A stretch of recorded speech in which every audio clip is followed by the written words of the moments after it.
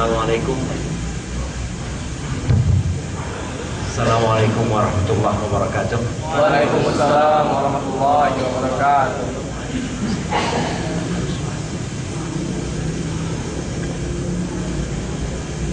Alhamdulillah.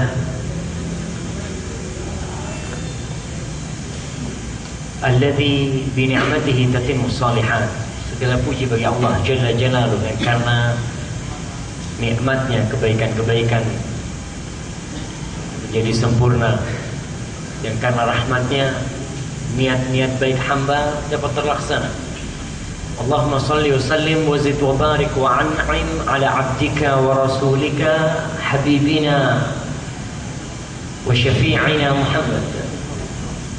Ya Allah, semoga salawat, salam, rahmat dan nikmatmu senantiasa kau tambahkan untuk baginda Nabi kita Nabi Muhammad SAW, dan untuk keluarga beliau, serta untuk orang-orang yang telah berjuang bersama Nabi kita Muhammad. Nah,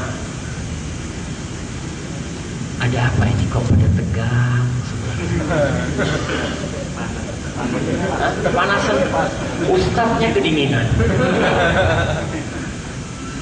Amma ba'd.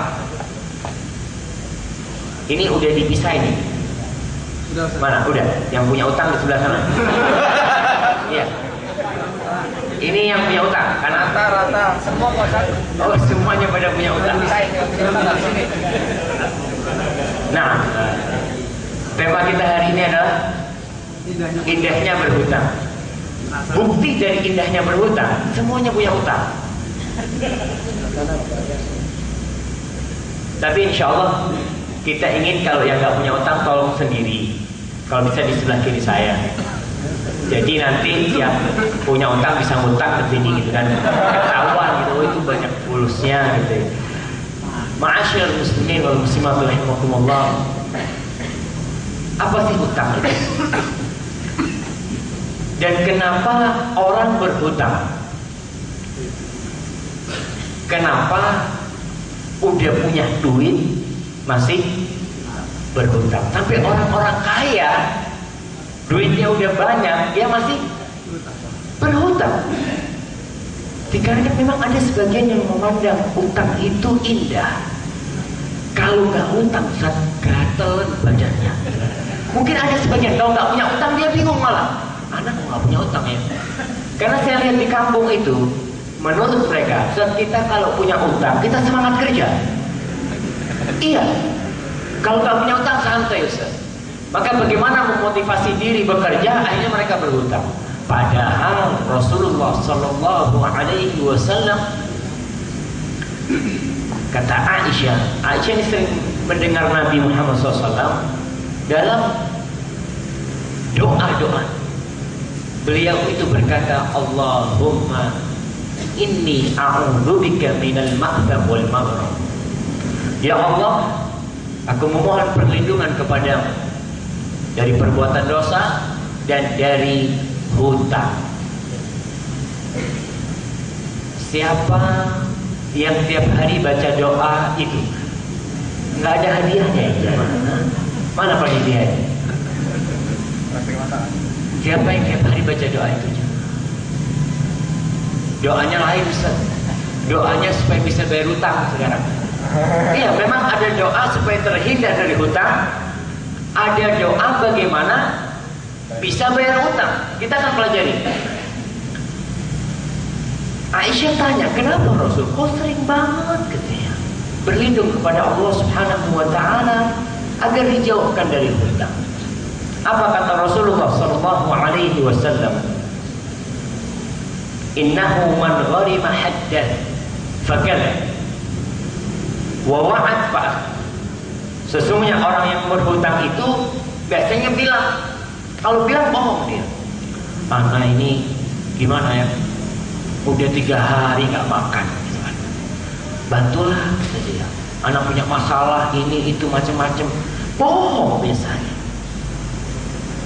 Kalau sudah ngomong orang berhutang ini, kenapa? Kalau nggak bohong nggak dikasih pinjaman. Betul nggak jemaah? senyum-senyum semuanya karena sebagian pernah praktek gitu. Itu terjadi. Orang kata Rasul kalau sudah dia mau utang biasanya bohong, dia ngomong macam-macam, wah aja Pak Akhlam, dan dia biasanya berjanji, insya Allah nih gajian bulan ini aku bayar, padahal tahu dia nggak mau bayar. Akhir bulan gak gajian, di akunnya ternyata anak-anak sakit kemarin buat bayar dokter ini itu. Ya, kapan ini mau bayar? Insya Allah bulan depan. Bulan depan sama. Aduh, kata dia, itu motorku rusak, masuk bengkel, apa macam-macam alasan. Gara-gara hutang. Jadi hutang ini membawa kepada dosa. Bukan karena hutangnya yang dilarang, tapi karena hutang itu mengantarkan seorang hamba kepada dosa. Oleh karena itu Rasulullah SAW senantiasa berdoa, Allahumma inni a'udzubika minal ma'dam wal maghram. Ma'asyiral muslimin wal muslimat rahimakumullah. Kenapa sih kita harus berhutang? Ya karena kita ini makhluk yang lemah. Kita ini tidak sekuat anak ayam.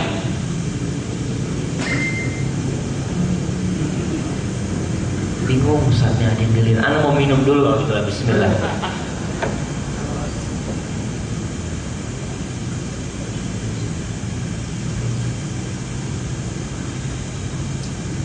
Emang musim hujan ini enak minum yang hangat-hangat ya, Masya Allah. Antum dapat yang hangat-hangat nggak? Ya, khusus buat Ustaz. Sampai mana kita? Anak ayam. Nah, anak ayam itu keluar dari telurnya langsung jalan, langsung bisa cari makan sendiri. Kita lahiran aja harus ke dokter, harus ada yang bantuin keluar. Setelah keluar, bisanya apa? Nangis. Gak bisa apa-apa. Kita butuh bantuan orang. Mau nyusu ke ibunya harus dibantu, harus diangkat. Beda sama anaknya sapi. Keluar, rocot itu langsung bisa berdiri, dia cari susu sendiri. Kita memang lemah. Wa khuliqal insanu dha'ifa. Dan diciptakan manusia itu lemah. Cuma kadang-kala kita merasa kuat. Kita lemah sekali. Orang yang mungkin tiap harinya fitness, kasih sakit gigi.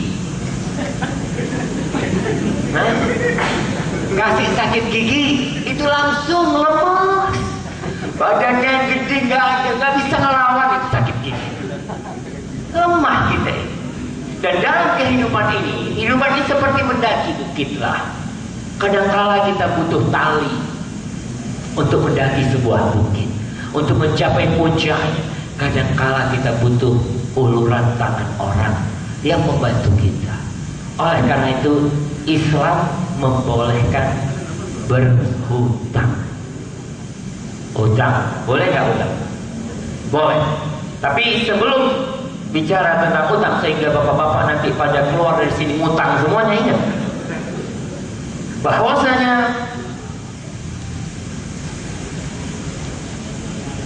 berhutang itu landasannya karena kita butuh. Kemudian yang mengutangi landasannya untuk berbuat baik, untuk membantu. Jadi ada perbedaan antara jual beli dengan berhutang, dengan ngutang. Orang jual beli, tujuan dari jual beli itu apa? Untuk cari untung. Tujuan meminjamkan uang itu apa? Menolong. Makanya definisi utang dalam bahasa Arabnya utang itu apa? Dain. Utang itu dain atau qard. Mereka menyebutkan dalam definisi utang itu daf'u malik irfaqan liman yantafi'u bihi wa yaruddu badalan. Meminjami, berhutang, mengutangi itu adalah memberikan sejumlah uang kepada orang yang mengambil manfaat dari uang itu, irfaqan bi, karena kesian sama dia, untuk membantu dia, dan dia mengembalikan yang sama dengan jumlah uang itu. Makanya dilarang sistem utang piutang yang ada manfaatnya, ada keuntungannya, diharam. Orang-orang kafir ketika diharamkan yang namanya riba, mereka protes. Mereka mengatakan kepada Muhammad SAW, innamal bay'u mithlur riba. Kata mereka, jual beli itu sama dengan riba. Kenapa riba haram dan kenapa jual beli boleh? Saya punya uang 1 juta, beli barang, kemudian barang itu saya jual 1.100.000, boleh nggak? Boleh. Saya punya uang 1 juta, saya pinjamkan ke teman, dia kembalikan 1.100.000, boleh nggak? Kan sama aja mah. Apa bedanya? Apa bedanya? Bedanya itu niat atau landasan dari kedua perbuatan ini. Ada perbedaan. Yang namanya jual beli cari untung, yang namanya meminjami cari pahala, membantu. Jadi kalau antum membantu orang, meminjami uang kepada orang untuk cari untung, haram hukumnya. Karena disyariatkan, Allah mengatakan wa ahallallahu al-bay' wa harrama riba. Allah halalkan jual beli, tapi Allah haramkan riba. Karena beda landasan. Allah memerintahkan kepada kita untuk membantu orang. Yang jadi masalah, ada manusia-manusia yang ingin mencari keuntungan dari orang lain dengan meminjamkan uang. Karena kata dia, uang saya di lemari Ustaz gak beranak. Kalau saya kasih ke teman, alhamdulillah bisa beranak. Gak boleh. Yang namanya meminjamkan uang, mengutangi temannya itu tidak dengan tujuan mencari keuntungan. Kalau temannya ngasih untung gimana? Kalau temannya ngasih untung, kalau kita tidak niat cari untung nggak apa-apa. Tapi biasanya sebagian orang ini kenapa mengembalikan lebih? Rasa terima kasih supaya kalau ngutang lagi dikasih.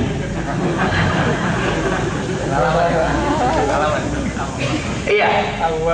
Wallahu a'lam katanya. Kalau rasa terima kasih boleh, bahkan Rasulullah menganjurkan hal itu. Tapi kalau takut kalau pinjam lagi nggak dikasih, ini bahaya. Dan kita namanya dikasih tambahan, seneng kan? Oh berarti nanti kalau pinjam anak kasih lagi lah. Soalnya ditambahin kalau tidak kan. Ini nanti bermasalah di niat.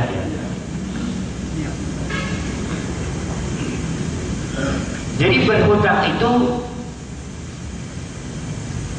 diperbolehkan dengan 2 syarat. Yang pertama, karena kebutuhan mendesak. Rasul sallallahu alaihi wasallam meninggal dunia dalam kondisi baju perangnya digadaikan untuk membeli 30 sok gandum. Beliau melakukan itu untuk kebutuhan pokok. Beliau pernah berhutang untuk keperluan perang. Nah, beliau melakukan itu. Ada sebagian Ustaz, ya saya juga alhamdulillah Ustaz, saya hutang karena mau makan Ustaz. Udah lama nggak makan steak gitu kan.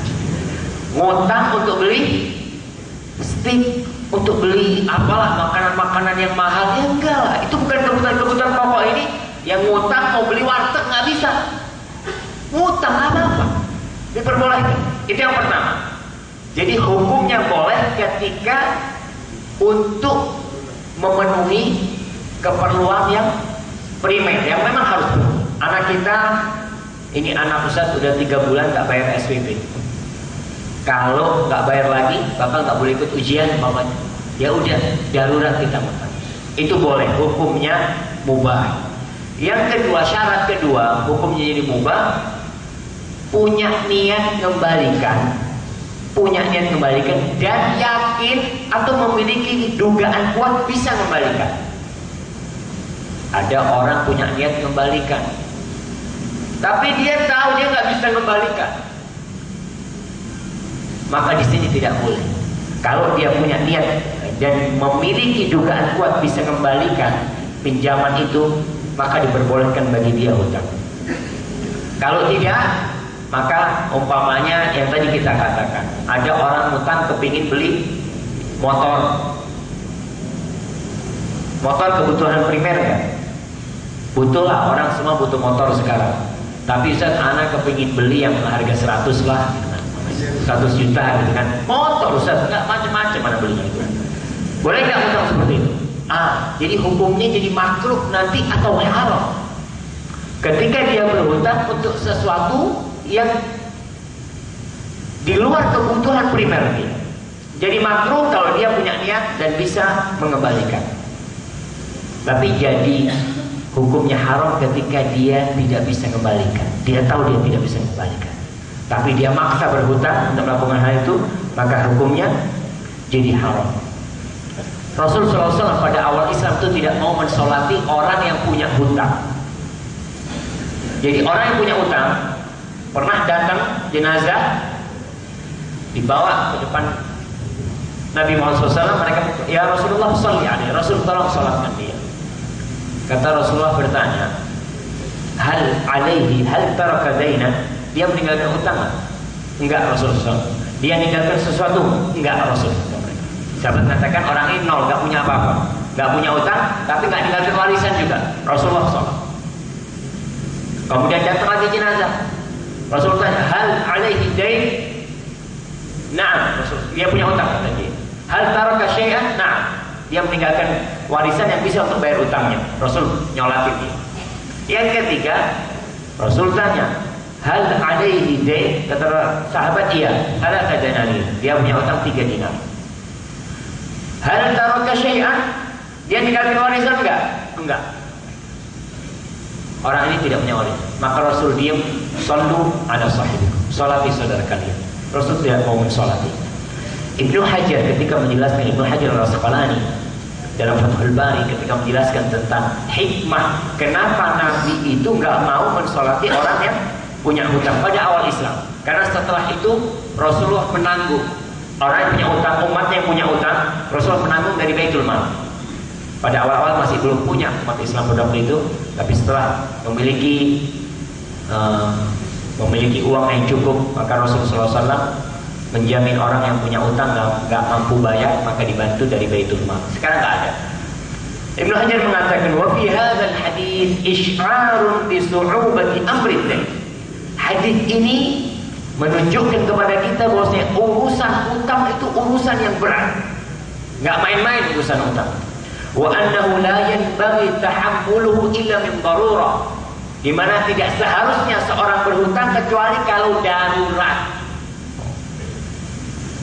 Kalau darurat memang kita butuh untuk makan, bagaimana tadi disebutkan, atau untuk keperluan anak kita yang memang harus. Kadang-kadang anak kita ada keperluan tapi di luar kebutuhan dia. Anak kita butuh motor. Nah, kita punya uang 3 juta, bisa beli motor 3 juta jemaah? Bisa. Bisa nggak? Belikan motor 3 juta. Bismillah nak, Bapak bisa belikan ini. Darurat udah. Tapi kita punya uang 3 juta. Jangan kita belikan yang 16 juta. Padahal uang kita cuma 3 juta. Itu tidak darurat. Utang kita, berhutang 13 juta itu bukan karena darurat. Dan As-Suyuti ketika mengomentari hadis tentang Rasul tidak mau mensolati orang yang punya utang, dia mengatakan zajran lahu, untuk memberi peringatan kepada mereka agar mereka anit tasahul bil istidana wa ihmal wa fa'i, agar mereka tidak gampang-gampang utang, nggak gampang-gampang utang, dan agar mereka kalau punya utang itu juga segera membayar. Ingat, jangan berhutang kecuali darurat. Tapi ada lumbung pahala yang banyak orang meninggalkannya. Lumbung pahala ini adalah mengutangin orang yang butuh. Itu lumbung pahala. Jadi kalau antum punya uang dan melihat saudaranya ini butuh, pinjemin dia. Yang jadi masalah sekarang ini karena banyaknya orang yang tidak bayar utang, akhirnya kita malas utangin. Karena kita tahu fulan anak utangin nggak balik, ini anak utangin nggak balik, gitu dia. ente mau pinjam lagi sekarang, anak takut nggak balik lagi gitu kan. Trauma bahasanya. Nah, sahih. Ingat bahwasanya Rasul sallallahu alaihi wasallam bersabda, "Man kana fi hajati akhihi kana Allah fi hajati." Barang siapa yang berusaha memenuhi kebutuhan saudaranya, maka Allah akan memenuhi kebutuhan dia. Wa man farraja an muslimin kurbatan farrajallahu anhu kurbatan min kurabi yaumil qiyamah. Barang siapa yang menyingkap kesusahan, kegelisahan seorang hamba yang muslim, maka Allah Jalla Jalaluhu akan menyingkap tabir kesusahan dia di hari kiamat nanti. Maka ketika punya saudara yang susah, bantu dia. Sebagian di antara kita pelit untuk sedekah, ngeluarin uang untuk sedekah susah. Biasanya kalau ada kotak amal lewat itu, yang dilihat dompetnya, Masya Allah, isinya ratusan ribu, 8 biji, 5.000 2 biji, 2.000 1 biji. Masya Allah. Kira-kira yang mana dikeluarin jamaah? Yang mana? 2.000. Masya Allah. Kalau isinya 100 ribuan semua, nggak jadi, dilihat ada uang kecil. Allahu Akbar. Itu padahal lumbung pahala buat kita. Seberapa banyak yang kita taruh, sebesar itu yang kita simpan. Karena yang ada di dompet belum tentu milik kita. Akan keluar jadi makanan. Tapi kalau kita taruh di situ, itulah yang bakal kita jumpai kelak di hari kiamat. Ini yang aku sumbangkan. Tapi gimana Ustaz? Anak memang pelit. Oke, kalau pelit sedekah, ngutangin. Ada pintu untuk mendapatkan pahala sedekah, yaitu mengutangi. Memberikan pinjaman uang, itu kan ada harapan kembali. Maka kita lebih mudah daripada kita ngasih dan tahu gak bakal balik. Yang keluar dari dompet kita ya udah, walaupun Allah berjanji akan melipat gandakan itu, tapi gak bakal balik. Mungkin bakal balik nanti di akhirat jadi 10, jadi 700, berlipat ganda Allah berikan kepada kita. Seperti kisah seorang sahabat yang membawa seekor onta, naqatun makhtumah, onta yang sudah dipelanain siap untuk berperang di jalan Allah. Sahabat yang mengatakan, ya Rasulullah, hadhihi fi sabilillah.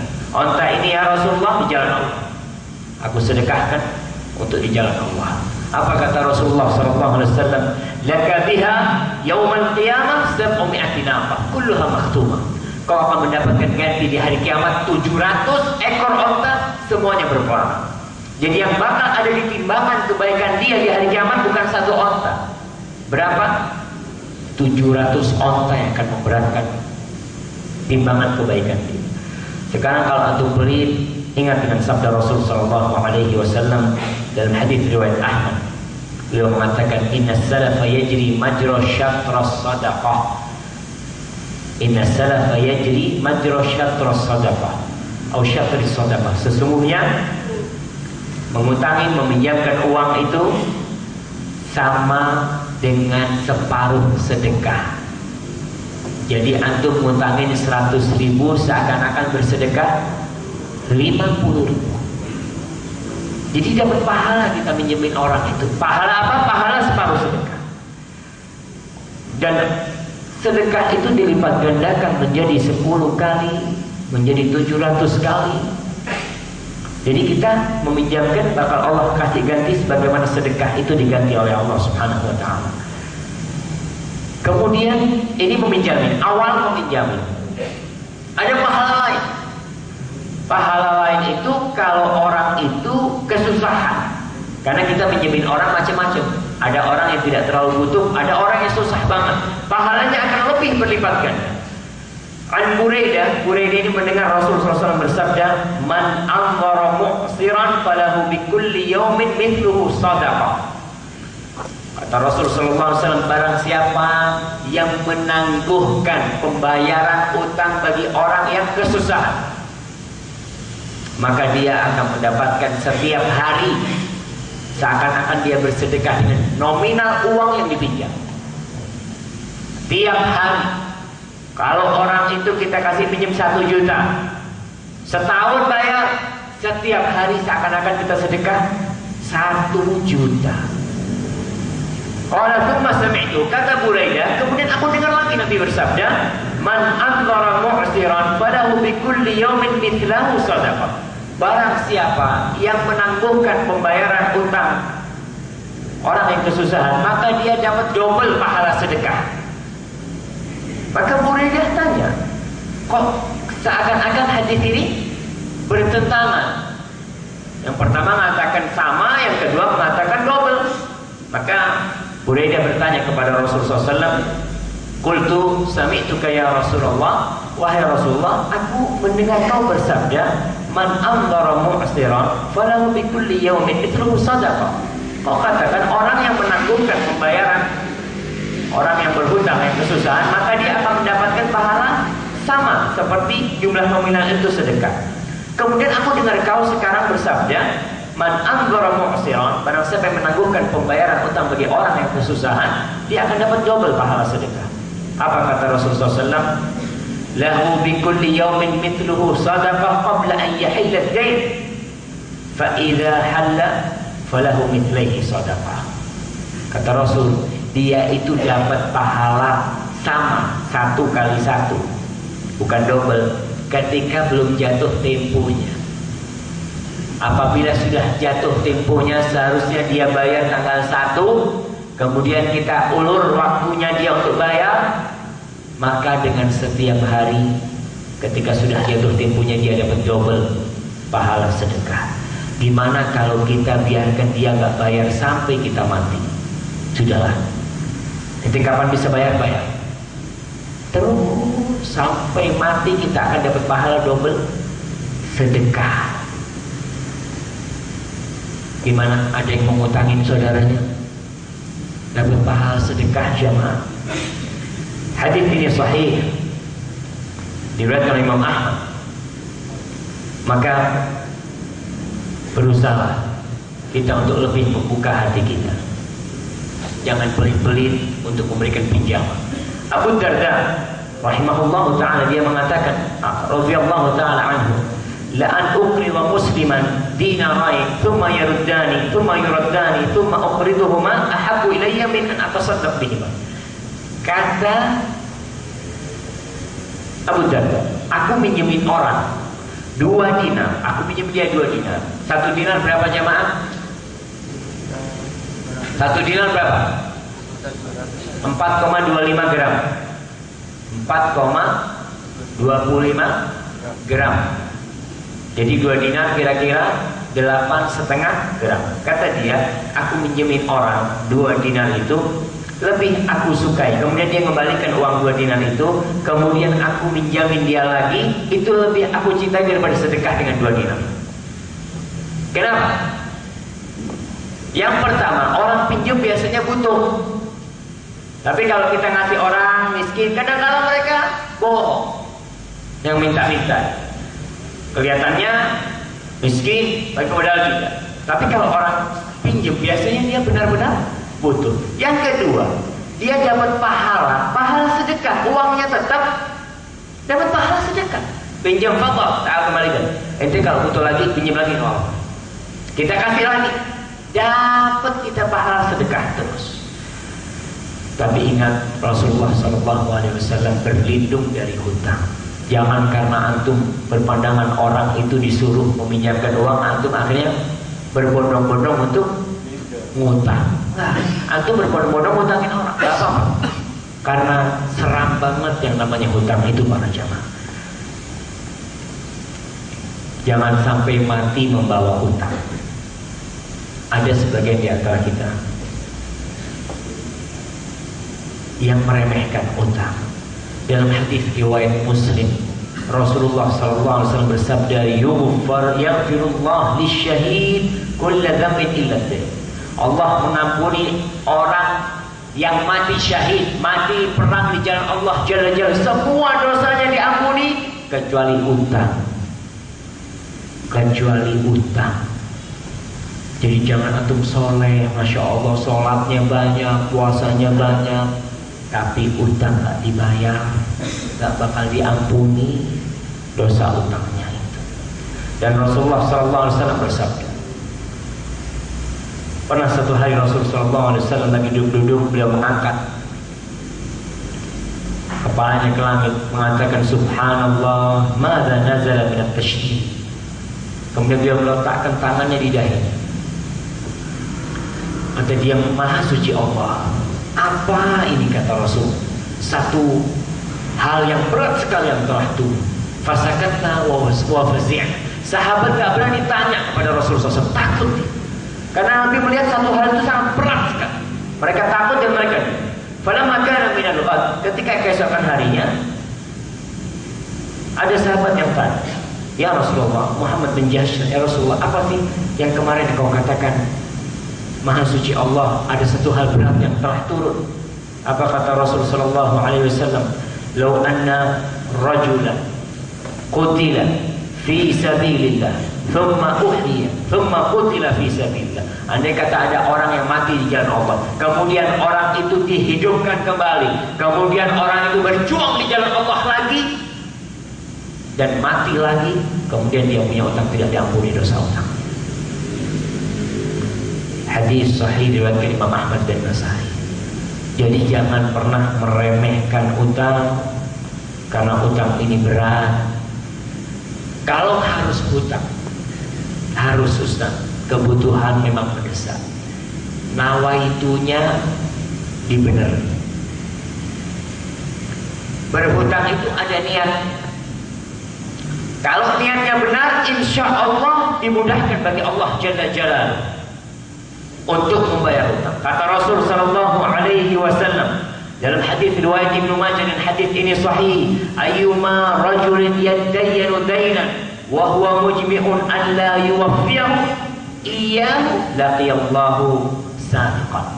Barang siapa yang pinjam uang, ngutang, pinjam duit sama sahibnya, kemudian dia punya niat gak bayar, ada di antara kita, yalah pinjamlah orang dia, insya Allah dia orang baik kok, gak bakal ditagih, gak akan diminta. Kita niat untuk tidak bayar, apa kata Rasul? Laqiyallahu sariqan. Dia akan datang pada hari kiamat berjumpa dengan Allah sebagai pencuri. Mungkin dia tidak pernah ngambil barangnya orang, tapi dia ngutang sama orang dengan niat tidak bayar, sesungguhnya dia itu sarik, pencuri. Maka dia hati niatnya. Kemudian Rasulullah SAW memberikan amaran kepada kita, arahan kalau mau ngutang. Kata Rasulullah SAW, man akhadha amwalan nas yuridu adaaha adallahu anhu. Barang siapa yang ngambil uangnya orang, pinjam uang sama orang dengan niat untuk bayar, adallahu anhu, Allah akan bantuin dia bayar utang. Allah bakal bantu. Kalau dia awal nawaitu ngutangnya mau bayar. Tapi sebaliknya, wa man akhadha amwalan nas yuridu itlafa atlafahullah. Barang siapa yang ngambil uangnya orang, ngutang sama orang dengan niat tidak mengembalikannya, maka Allah akan merusak dia.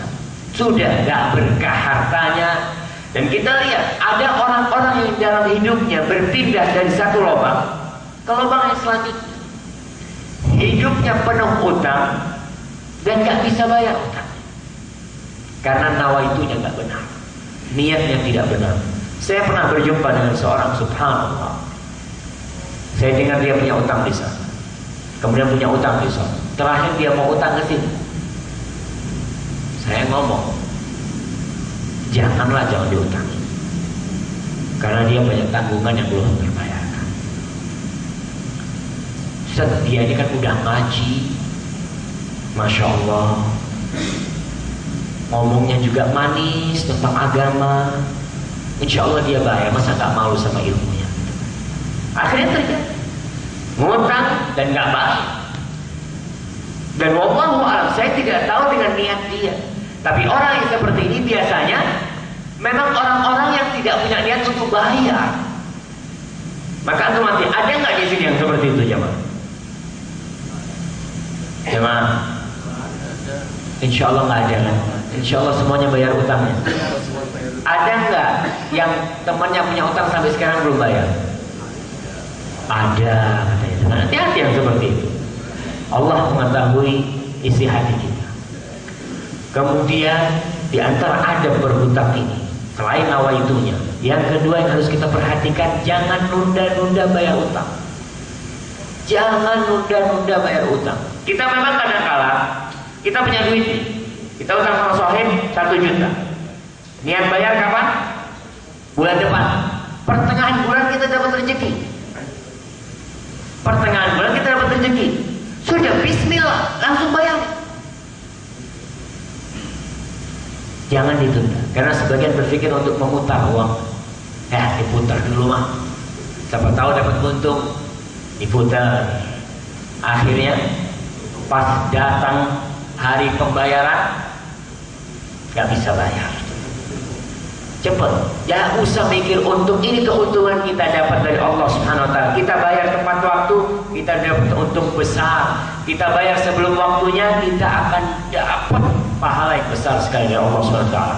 Rasulullah SAW pernah berhutang seekor anak onta. Beliau hutang seekor anak onta. Pas datang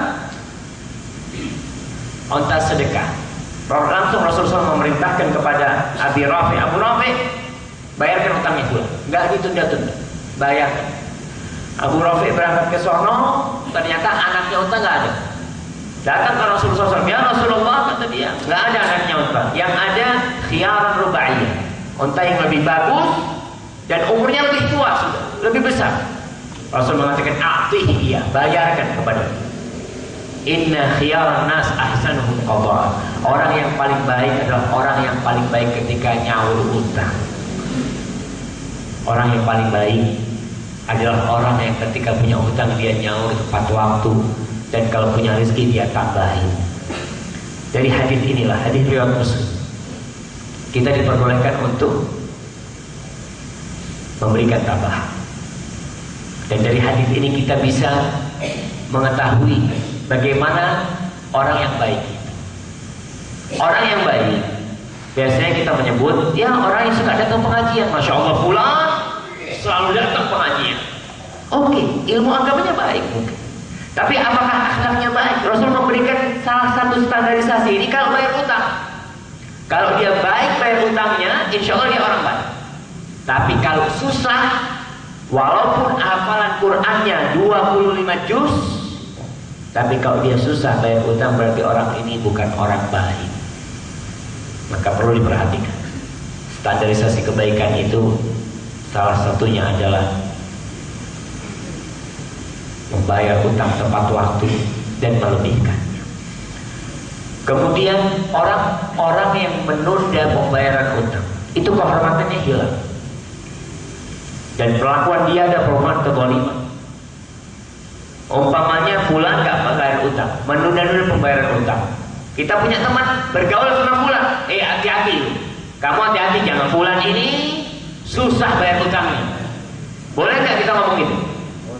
Boleh, karena orang ini yang menjatuhkan kehormatan diri. Dan kita mengatakan hal itu bukan untuk menghibahin dia, tapi untuk memperingatkan orang, hati-hati sama fulan, hati-hati. Dia paling susah kalau suruh bayar utang. Kemudian kalau bayar utang itu, doakan orang yang ngutangin kita. Rasulullah SAW berkata kepada Abdullah bin Rabi'ah yang ngutangin 30.000 atau 40.000, apa kata Rasulullah SAW? Barakallahu laka fi ahli kauman. Semoga Allah memberkahimu, Allah memberkatimu di harta dan keluarga. Ini kembalikan kita ya. Kita sama fulan, makasih banyak kan. Semoga Allah memberkahi hartamu, memberkahi keluargamu. Innama jazaa'us salafil wafa wal hamd. Kata Rasulullah, pahala imbalan buat orang yang meminjami itu adalah tepat waktu kita bayar dan ujian buat dia. Kita fulan, masya Allah, anak pernah dapat kesusahan dibantu sama fulan. Iya, itu ganjaran dia yang telah meminjamkan uang kepada kita. Kemudian kalau memang orang itu nggak bisa bayar, tundalah. Kita punya sohib lama nggak bisa bayar karena memang susah. Dalam artian dia kena musibah, udah jatuh, anaknya sakit, dia tidak bisa bayar, undur, tunda pembayaran buat dia. Kalau bisa dimaafkan dia. Rasulullah Shallallahu Alaihi Wasallam bercerita tentang seseorang yang kerjanya ngutangin orang. Ada orang utang, dia pinjemin. Dia berpesan kepada pembantunya, "Idza ja'aka au idza ataita mu'siran." Kalau kau nagih kepada orang yang kesusahan. Anak buahnya ini debt collector. Debt collector kerjanya nagih sana nagih sini. Katanya bosnya, "Idza ataita mu'siran," kalau kau mendatangi orang yang kesusahan, fatajawaz anhu. Maafkan. Udah, enggak usah diminta.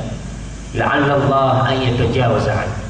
Dengan harapan Allah memaafkan kita nanti. Akhirnya betul, dia melakukan itu. Dan Rasul mengatakan, "Falaqi Allah fatajawaz anhu." Kemudian orang ini bertemu dengan Allah, karena kita semua bakal berjumpa dengan Allah Jalla Jalaluhu. Dan orang ini berjumpa dengan Allah, mungkin amalannya nggak cukup untuk menebus dosa-dosanya, tapi karena dia suka memaafkan orang yang punya hutang sama dia, maka Allah Jalla Jalaluhu memaafkan dia. Ustaz, sekarang ini kita mau pinjemin orang, takut nggak bayar dia. Oke, kalau takut nggak bayar, ada solusi dari Islam. Jaminan, gadai. Kalau mau pinjam fakir, tapi aku minta jaminan. Jaminannya apa? Bebas, yang ada harganya. Umpamanya dia menjaminkan seekor kambing, boleh nggak jaminannya kambing? Jamaah, ini pada ngantuk semua, Masya Allah. Ustaz udah kepingin pulang, Ustaz. Ya bentar, 15 menit lagi jemaah, 15 menit lagi terus boleh. Silahkan yang mau tidur, yang mau pulang ditungguin sama istrinya. Silahkan. Sampai mana kita? Kambing, nah kambing. Umpamanya saya mau utang sama fulan, saya nggak punya apa-apa, punya kambing. Inilah jaminannya. Boleh nggak? Boleh. Dan kita kalau memang ada susunya, kita perlu susunya karena kita kasih makan dia. Kalau nggak kita ngomong, kau yang kasih makan, nggak apa-apa. Kambingnya taruh sini, tapi kau yang kasih makan. Dia ngasih makan. Umpamanya yang digadaikan itu, yang jadi jaminan itu sepeda motor. Ini sepeda motor lah. Boleh nggak kita pakai sepeda motor? Nggak boleh. Nggak boleh. Nggak boleh. Tidak boleh kita pakai sepeda motor. Karena kullu qardin jarra naf'an fahuwa riba. Para ulama sepakat dengan kaidah ini. Semua bentuk utang piutang, pinjam meminjam yang ada keuntungannya itu riba. Dia dapat keuntungan bisa naik motor. Orang tidak, kau mau bayar kapan? Silahkan kapan aja. Karena dia gratis naik motornya. Itu termasuk keuntungan, akhirnya masuk riba. Di Jawa, Allah di sini, di kampung itu banyak orang-orang kaya itu menerima gadai sawah. Orang miskin datang, "Pak, iya saya punya sawah, saya butuh duit." Akhirnya dikasih duit 2 juta. Sawahnya boleh nggak digarap sama yang punya duit? Nggak boleh digarap, tapi kenyataannya digarap gitu. Orang sudah kesusahan, sawahnya diambil, digarap. Pernah kejadian di Jember, ada seorang, subhanallah, orang itu dapat hidayah itu. Dia waktu itu belum ngerti. Dia kerjanya gini, gadai sawah apa dia terima. Sampai suatu hari ada orang miskin datang ke tempat dia, "Pak, saya butuh duit, gak masalah 2 juta gitu. Ini sawahnya silakan Bapak garapkan." Ikhlas, saya gak ada yang ikhlas. Karena butuh duit dia. Kalau antum tanya, "Ustaz, ini orangnya ikhlas, Ustaz." Ya ikhlas lah. Kalau nggak ikhlas nggak dikasih pinjaman duit ya sama orang. Akhirnya udah 1 tahun nggak bisa bayar, 2 tahun nggak bisa bayar. Tahun ketiga datang orang, "Pak Aziz," kata dia, "saya belum bisa bayar. Silahkan Bapak garap lagi soal saya," kata dia. Apa kata Pak Aziz ini? Jangan, sudah ini ambil. Saya sudah dapat untung lebih dari uang yang saya pinjamkan itu. Karena menguntungkan sawah itu. Dia kalau sewa berapa bayarnya? Kan harus bayar. Ketika sistem jaminan itu ada keuntungan buat kita, itu masuk riba. Oke, teman kita jaminan, umpamanya sudah motor, taruh motornya, kunci. Kita tidak pakai motor. Umpamanya ada orang pinjam duit sama kita, pinjam duit 100.000, ini 100.000, tapi aku antarkan yang ke Kerawang ya, boleh nggak? Yang punya duit ngomong sama yang pinjam, si A pinjam duit sama si B 1 juta, ini pinjamnya di Glodok sana, akhirnya ketemu sama si B, pinjam sama si B, si B ngasih uang 1 juta, ini 1 juta, tapi aku antarkan ke Kerawang ya, boleh nggak? Nggak boleh, karena dia ngambil keuntungan dari 1 juta itu. Dia kalau ke Kerawang bayar berapa naik taksi? 150. Tapi gara-gara minjemin 1 juta gratis ke Kerawang dia. Dapat untung berapa dia? 150.000. Jadi jangan dianggap remeh masalah utang piutang ini. Semua kecuali memang sudah teman, udah sohib, mau minjemin uang nggak minjemin uang dia memang biasa nganterin, ada masalah. Tapi kalau karena minjemin dianterin, maka ketika itu masuk jatuh riba. Maka kalau ada orang yang gadai atau apa, kita tidak boleh mengambil keuntungan dari seorang. Kemudian di antara ada berhutang juga tulis orang yang hutang. Ada tulis menulis. Jamaah Islam ini lahir di kota Mekah yang tidak ada sekolahan, nggak ada SD, nggak ada SMP, nggak ada SMA, nggak ada kuliah. Ayat yang pertama turun apa? Iqra, suruh baca. Di sana nggak ada orang jualan kitab, di sana nggak ada perpustakaan, tapi Allah perintahkan untuk membaca. Kemudian pada waktu itu Allah menurunkan ayat ya ayyuhalladzina amanu, ayat terpanjang di dalam Al-Quran, ayat yang 1 lembar penuh 1 ayat itu. Itu disebut oleh para ulama ayatul mudayana, ayat utang. Bayangkan yang paling panjang di Al-Quran itu ayat-ayat tentang hutang. Di surat Al-Baqarah ayat 282. Dilihat nanti ayatnya. Di situ Allah mengatakan ya ayyuhalladzina amanu idza tadayantum bidainin faktubuhu ila ajalin musamma. Wahai orang beriman, kalau kalian hutang tulis sampai waktu itu, ada temponya, tanggal sekian. Kemudian harus ada 2 saksi. Datangkan 2 saksi. Karena ada orang-orang yang mangkir dari hutangnya. Maka dengan adanya saksi kita merasa aman.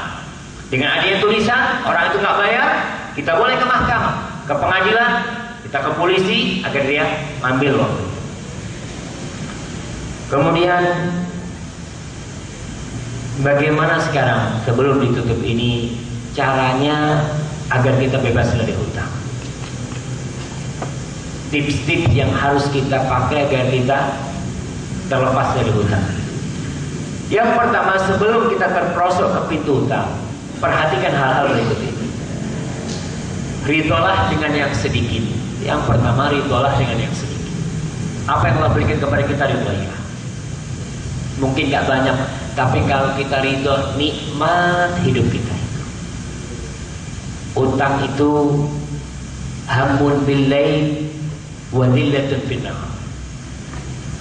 Utang itu kegelisahan di malam hari dan kehinaan di siang hari. Antum kalau punya sohib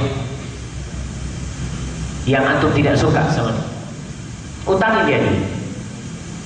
Antum sudah fulan ini gak enak berteman sama dia, utangin dia 1 juta. Insya Allah gak bakal ketemu antum lagi. Iya, kenapa? Hilang dia, malu dia sama kita. Dan orang yang utang hina, malam harinya gelisah. Lihat orang-orang yang tinggal di rumah kontrakan dan belum bayar kontrakan. Allah, malam hari dia bingung, ya Allah. Pagi hari sebelum yang punya rumah datang kabur, balik lagi malam hari. Iya, utang seperti itu. Maka ridholah dengan yang sedikit. Apa yang Allah berikan kepada kita, ridho. Yang kedua, jangan mengutamakan kebutuhan-kebutuhan sekunder di atas kebutuhan primer kita. Yang benar-benar kita butuhkan, ya kita beli. Yang ketiga, jangan membesar-besarkan hal-hal yang tidak primer. Padahal butuh banget umpamanya mobil. Ustaz, anak ini butuh mobil. Anak-anak ini udah 5 Ustaz, itu dia. Ya mau nggak mau anak harus beli Alphard nggak usah. Gitu. Kan ini membesar rezeki nggak perlu. Pickup cukup. Oh nggak Tosa itu. Taruh belakang gitu kan. Bismillah. Nggak usah dibesar-besarin gitu. Sesuai. Memang kita butuh mobil, oke. Kalaupun kita harus utang, kita tahu utang kita nggak terlalu besar gitu. Kemudian jangan membandingkan diri dengan orang lain. Kalau kita suka membandingkan diri dengan orang lain, maka kita akan terjerumus ke dalam hutang. Temannya Masya Allah, HP-nya baru, iPhone pokoknya. Dia masih pakai apa? Cross apa? Mito, ya. Lihat temennya, ya Allah, oh kebetulan ada kredit, dia kredit. Jangan balik kau, dia. Mungkin dia banyak pulusnya, bisa beli itu. Kau nggak punya pulus, ya udah. Jangan bandingkan diri dengan orang lain. Yang kelima, berlebih-lebihan itu bukan hak anak dan istri. Seorang suami itu memiliki kewajiban memberikan nafkah kepada istri. Seorang bapak punya kewajiban memberikan nafkah kepada anaknya. Tapi ingat, bukan hak anak dan istri untuk hidup berlebih-lebihan, tidak. Semampu kita. Anak kita butuh motor, Pak. Nah, bapak nggak bisa beli yang baru. Ini loh, ada harga ya 2,5 juta, tapi bensinnya plus dorong. Nggak apa-apa. Bismillah, anaknya insya Allah kita ajarin bagaimana ridho dia. Karena bukan hak dia. Orang tua sebagian karena dorongan istri, karena dorongan anak, dia ngutang. Jangan, dia mau sudah, bapakmu ini nggak mampu, bapakmu ini gajinya sekian. Yang ke-6, terbukalah tentang masalah keuangan kalau memang harus. Terbukalah tentang masalah keuangan kepada keluarga. Karena ada, kita ini nggak harus ya ngasih tahu istri pemasukan pengeluaran, nggak harus. Biasanya bapak-bapak, para suami ini buka sama istri kalau susah, kalau sulit di gajinya sekian, kalau banyak dicelengin buat kawin lagi. Nggak dikasih tahu istri. Ya dia sudahlah, yang penting kau cukup gitu kan, ini Insya Allah gitu kan. Tapi kalau susah biasanya baru buka-bukaan dia sama istri. Memang nggak ada masalah. Dalam arti kita tidak wajib buka-bukaan sama istri tentang keuangan. Tapi kadang-kala kita butuh supaya istri kita tahu suamimu ini nggak cukup gajinya. Ini loh gaji suamimu ini 2 juta. Coba dihitung, dicukup-cukupin. Katakan seperti itu supaya istri tahu diri gitu. Karena jangan melihat suaminya kerja sebagai ini. Kadang-kala suami punya tanggungan orang tua. Kadang-kala suami punya tanggungan adik. Katakan kepada istri, Dek, ini loh, duitku segini, ini umpamanya gajinya 5 juta. 5 juta, 1 juta buat ibu, Dek. Ibu susah, 1 juta buat bantuin bulan nih, sisanya 3 juta. Gimana? Dipas-pasin buat biaya sekolah anak, buat listrik, buat makan sebulan. Insya Allah dengan seperti itu kita akan terlepas dari hutang. Kemudian jangan terbuai dengan kredit. Jangan terbuai dengan kredit. Karena sebagian orang, ya beli motor dia bisa, beli motor 5 juta bisa. Tapi karena ingin beli motor yang ini ada kredit ringan ya. Kredit subhanallah ya, orang-orang kredit itu pinter banget dia. Kredit DP sama DP. Ada yang tanpa DP dapat uang 500.000. Apa namanya? Iyalah, nggak ngerti yang itu bahasa. Saya lihat subhanallah kan, ini kan orang tergiur gitu kan, jangan terbuat.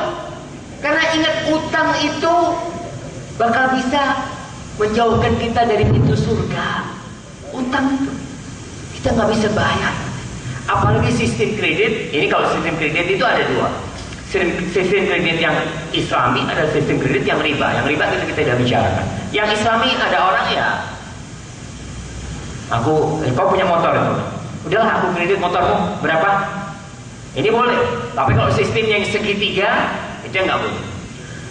Kredit ini jamaah sekarang semua dikreditkan.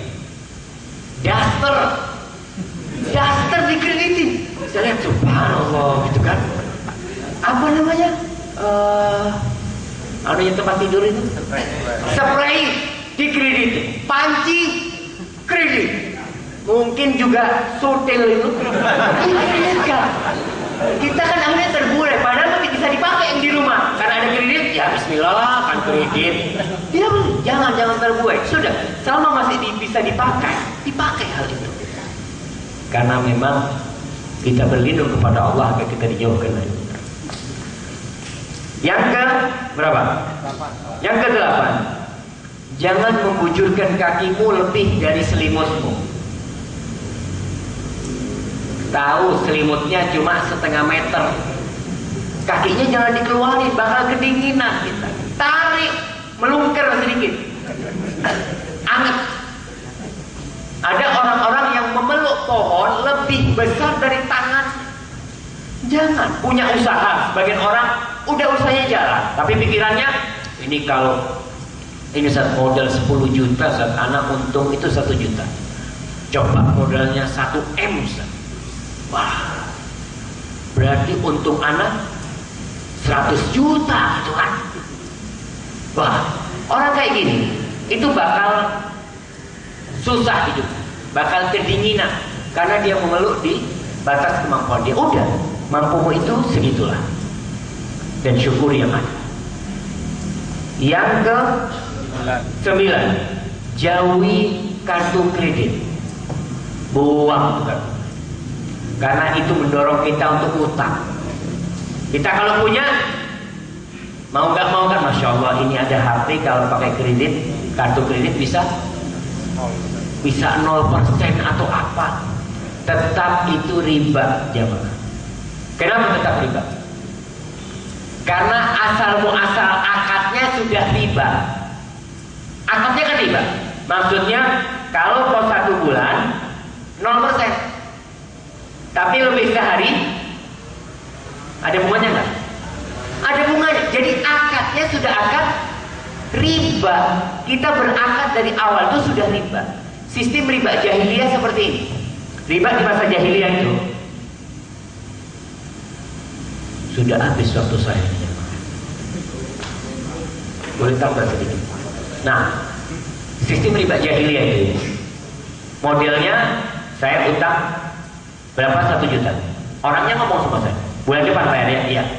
Bulan depan dia datang. Gimana? Mau bayar nggak? Kalau kau nggak mau bayar, tambahin. Kalau kau nggak mau bayar, tambahin. Itu sistem riba mereka. Beda dengan sistem riba sekarang. Yang pinjam 1 juta, terima 900. Bayar 1 juta, 100. Dan ini banyak orang terbuai dengan utang padahal nggak butuh. Jauhi kartu kredit. Karena tetap kartu kredit itu akadnya sudah riba. Akad pertamanya sudah riba. Dan kita mendukung mereka. Yang ke-10, doa. Minta dijauhkan dari hutang. Allahumma inni a'udzubika minal ma'tham wal maghrib. Baca terus itu. Insya Allah akan buka pintu-pintu kebaikan buat kita dan hati kita hingga kita cukup. Sekarang bagaimana kalau udah kelilit utang? Kalau tadi sebelum berhutang, sekarang bagaimana Ustaz kalau sudah kelilit utang? Yang pertama, kalau memang sudah punya utang, yang pertama nawaitunya diperbaiki, niatnya diperbaharui. Mungkin selama ini niatnya setengah-setengah. Kalau punya duit anak bayar, kalau enggak ya udah. Itu niatnya diperbaiki. Niat aku mau bayar. Ya Allah, maaf ya Allah, mungkin aku dulu punya niat gak baik sama temanku sehingga dia gak bisa bayar utang. Maka niatkan sekarang, perbaiki niatnya bahwasanya aku mau bayar. Yang kedua, kalau niat itu butuh bukti atas niat kita. Yang kedua, mulai menyempitkan pengeluaran. Kita tahu gaji kita 2 juta, tiap bulan habis, dan kita punya utang 1 juta. Dalam pikiran kita, sampai mati kita gak akan bisa bayar. Karena gaji 2 juta, tiap bulan habis 2 juta itu. Sebagai bentuk kebenaran niat kita, boleh disimpan. Udah, yang 2 juta di 100.000 harus dikeluarkan. Mas, gimana? 1.900.000 nggak cukup? Cukup. Itu harus dikeluarkan karena punya hutang kita. Itu bentuk kebenaran niat kita. Yang ketiga, dan sebagai penutup ini, memohon doa kepada Allah Subhanahu wa Ta'ala agar membayarkan hutang kita. Minta sama Allah agar membayarkan hutang kita. Pernah datang seorang lelaki kepada Ali bin Abi Thalib. Dia mengatakan, "Ya Amirul Mukminin, inni ajiztu an mukatabati fa'ili." Ya Amirul Mukminin, aku ini budak yang hendak membebaskan dirinya dengan membeli dirinya, maka tolong aku sudah nggak bisa bayar. Apa kata Ali bin Abi Thalib? "Ala u'allimuka kalimatin 'allamanihinna Rasulullah sallallahu alaihi wasallam. Law kana 'alaika mithlu jabali sayri dananila tahwan." Rasulullah SAW kata Ali bin Abi Thalib, "Mau nggak kau aku kasih amalan?" Kita ini paling senang sama amalan. Kasih amalan yang Nabi mengajarkan kepada, kalau kau punya utang seperti gunung Sayr, sebuah gunung yang besar, utang emas sebesar gunung itu, Allah akan bayarkan. Subhanallah, Allah akan bayar. Apa doanya? Maka orang yang mengatakan, "Bala, mau amalan itu wahai Amirul Mukminin." Ali berkata, Rasulullah SAW bersabda, "Qul Allahumma qfini bihalalika an haramika wa aghnini bifadlika amman siwa." Allahumma qfini. Ayo kita baca bersama-sama. Allahumma qfini bihalalika an haramika wa aghnini bifadlika amman siwaka. Ya Allah, cukupkan aku dengan yang halal dari sehingga aku tidak terkena yang haram, dan cukupkan aku dengan kemuliaanmu sehingga aku tidak butuh dengan orang lain. Karena yang namanya orang butuh sama orang lain itu hina, gak enak.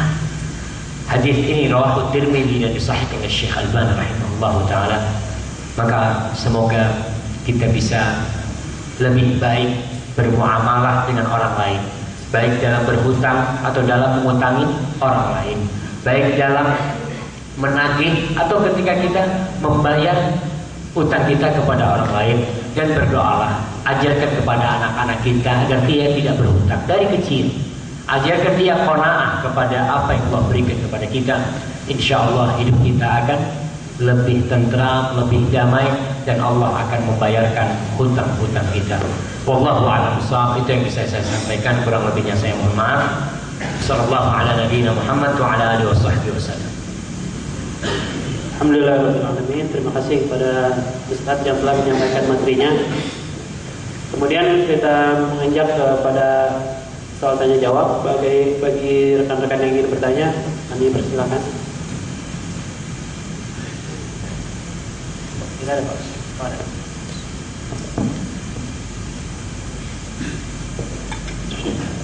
Bismillahirrahmanirrahim. Assalamualaikum warahmatullahi wabarakatuh. Waalaikumsalam warahmatullahi wabarakatuh. Saya bertanya tentang masalah riba, Ustaz. Sesungguhnya tinggalkanlah harta riba. Nah, bagaimana dengan harta yang kita belanjakan atau kita beli dari hasil riba? Contohnya kita membeli sepeda motor, yang mana sekarang semua sistemnya adalah rata-rata menggunakan riba. Nah, bagaimana dengan harta yang sudah kita miliki dari hasil ada ribanya itu, Ustaz? Assalamualaikum warahmatullahi wabarakatuh. Waalaikumsalam warahmatullahi wabarakatuh. Yang sudah berlalu, kalau kita bertobat kepada Allah Subhanahu wa Ta'ala, maka Allah akan ampuni dosa-dosa. Sesungguhnya taubat itu ya jubu maqablah. Taubat itu menghapuskan semuanya. Yang sudah terjadi karena kita belum ngerti, maka sudah. Kalau kita bisa cepat-cepat melunasi, kita lunasi. Kalau memang kita nggak mampu, ya sudah. Kita sudah terjun di sana, ya kita harus melunasi riba. Namun satu yang boleh, kita harus memohon ampun kepada Allah SWT. Karena ada sebagian antara kita yang meremehkan. Ya, nggak ada masalah. Rasul SAW mengatakan, la'anallah akilar riba wa mukilahu wa katibahu wa syahidih. Allah melaknat yang makan riba dan yang memberi makan riba. Riba ini tidak akan terjadi kecuali ada dua orang. Ada yang meminjamkan, ada yang pinjam. Kita termasuk salah satu yang menjadi faktor terjadinya riba ini. Jangan meremehkan, dilaknat. La'anallah akilar riba wa mukilahu wa katibahu wa syahidih. Yang menulis, tukang tulisnya dilaknat karena dia termasuk faktor pendukung. Syahidih, saksinya pun dilaknat. Tentu beda. Allah Subhanahu wa taala itu maha adil. Laknatnya tentu beda dengan orang-orang yang dia makan riba. Umpamanya kita dalam kondisi susah, mau makan gak ada yang minjemin duit, Ustaz, gak ada, kecuali orang itu, dan dia minta riba. Ya kita mohon ampun kepada Allah Subhanahu wa taala dalam kondisi seperti itu. Tapi kalau dalam kondisi yang untuk bermewah-mewahan, maka kita harus bertobat kepada Allah Jalla Jalaluhu. Wallahu a'lam bishawab. Assalamualaikum warahmatullahi wabarakatuh. Waalaikumsalam. Saya mau nanya dua pertanyaan, Ustaz. Yang pertama, bagaimana kalau misalkan kita punya hutang terus kita lupa, kalau di SD kita punya hutang, terus kita hari ini ingin membayarnya gitu, tapi kita lupa gitu. Terus apa yang harus dilakukan? Yang kedua, terkait dengan seberapa mendesaknya sih kayak kebutuhan rumah gitu kan. Seorang ingin punya rumah, akhirnya dia membeli rumah lewat developer, terus dialihkan ke pihak bank gitu kan. Artinya itu sudah yang saya tahu itu sudah sistem riba gitu ya, Ustaz. Akhirnya kita sudah tahu itu, kita pernah belajar, oh itu haram gitu kan. Tapi kita masih ada masih tetap berutang dengan bank tersebut, apakah harus ditinggalkan atau diteruskan, bagaimana, Ustaz? Itu saja yang saya tanyakan. Assalamualaikum warahmatullahi wabarakatuh. Waalaikumsalam warahmatullahi wabarakatuh. Bismillah wassalatu wassalamu ala rasulillah. Berkaitan dengan pertanyaan yang pertama, bagaimana kalau kita pernah hutang dan orang yang hutangin kita itu sudah mati atau nggak ketahuan di mana dia. Yang tugas kita pertama mencari tahu apakah dia masih ada atau tidak. Kalau memang sudah lupa dan kita benar-benar tidak bisa menemukan dia, jumlah uang yang kita pinjam itu sedekahkan atas nama orang itu. Karena uang itu milik dia, bukan milik kita. Kalau ternyata suatu hari orang itu ketemu, kata dia, ente ini anda pernah punya hutang sama itu. Kita ngomong sama dia, anak udah sedekahkan. Jumlah hutangnya 10 juta sudah anak sedekahkan atas nama ini. Kalau ente nggak mau, maka anak bayar. Jadi seperti ini. Kita masih punya kewajiban untuk membayarnya. Tapi kalau dia sudah ridho, udah. Kalau sudah disedekahkan, ya udah. Karena atas nama yang punya duit. Seperti itu. Kondisi bagaimana? Sekarang orang yang utang rumah, sistemnya KPR atau gimana, sehingga menyebabkan dia terjerumus dalam riba itu sendiri. Yang sudah dilanjutkan dan memohon kepada Allah Subhanahu wa taala ampunan. Tapi jangan memulai kembali. Karena jamaah kita ini berpikiran rumah itu kebutuhan mendesak. Darurat rumah itu. Darurat enggak rumah itu? Apa harus kita punya rumah atau boleh kita mantrak rumah? Jamaah, kok pada diam? Kita butuh rumah, tapi nggak harus beli rumah. Kita butuh, iya itu kebutuhan primer. Tapi tidak harus kita beli rumah. Ada orang-orang sampai mati nggak punya rumah. Ya. Dan ingat, rumah yang kita beli pun sama dengan rumah kontrakan. Nggak beda, nggak ada bedanya sama sekali. Karena suatu hari kita bakal diusir dari rumah itu. Anak kita bakal mengusir kita, Pak, keluar dari rumah ini. Sudah habis waktumu di sini. Diantarkan ke kuburan Bapak. Betul nggak? Diantarin ke kuburan. Bapaknya capek-capek bangun rumah, ternyata bukan milik dia. Maka nggak harus ya. Dan kita kalaupun harus beli rumah, ya yang jauh pun nggak apa-apa. Pokoknya di tempat mana yang murah yang kita bisa, beli tanahnya dulu, beli batanya dulu, beli apa. Jangan sampai masuk ke bab riba. Dan sekarang ini banyak ikhwan-ikhwan yang ngaji, mungkin yang punya duit ya, bisa. Dan sudah ada di beberapa tempat yang beli rumah itu langsung ke orang pemiliknya. Jadi tidak lewat bank, langsung ke pemiliknya, dan sistemnya sistem kredit, nggak ada masalah. Seperti itu. Dan mudah-mudahan kalau kita ini semua menjaga ketika bayar hutang, insya Allah banyak orang yang baik. Tapi gara-gara banyak yang tidak bayar hutang, Allahu Akbar. Saya katakan lagi tadi, itu bakul-bakul di pasar itu, mereka itu diutangin kredit. Tiap hari ditagih kan, ada yang bawa buku gitu kan, nagih. Mereka kalau sistemnya nggak riba, nggak bayar mereka, mengentengkan. Tapi ketika sistemnya riba, takut dia. Ini kalau nggak bayar bakal jadi 2 kali lipat gitu kan. Maka ini kita akhirnya mendukung perbuatan riba itu, dan kita membunuh sunnah yang ada yang diajarkan oleh Allah dan Rasulnya. Wallahu a'lam bishawab.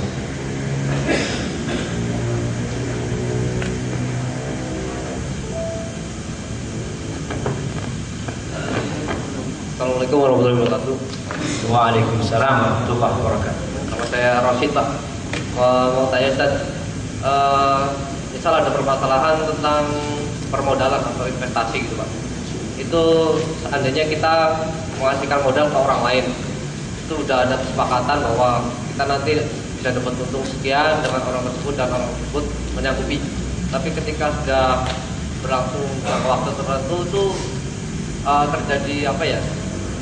Mungkin kesalahpahaman atau mungkin tidak sesuai dengan isi perjanjian itu, apakah di dalamnya sudah ada unsur-unsur riba, atau mungkin seandainya ternyata dari pihak yang mengusahakan itu menjanjikan, sementara dari yang mau ngasih modal itu tidak mengharapkan untuk dijanjikan itu, apakah ada unsur riba juga di situ? Terima kasih.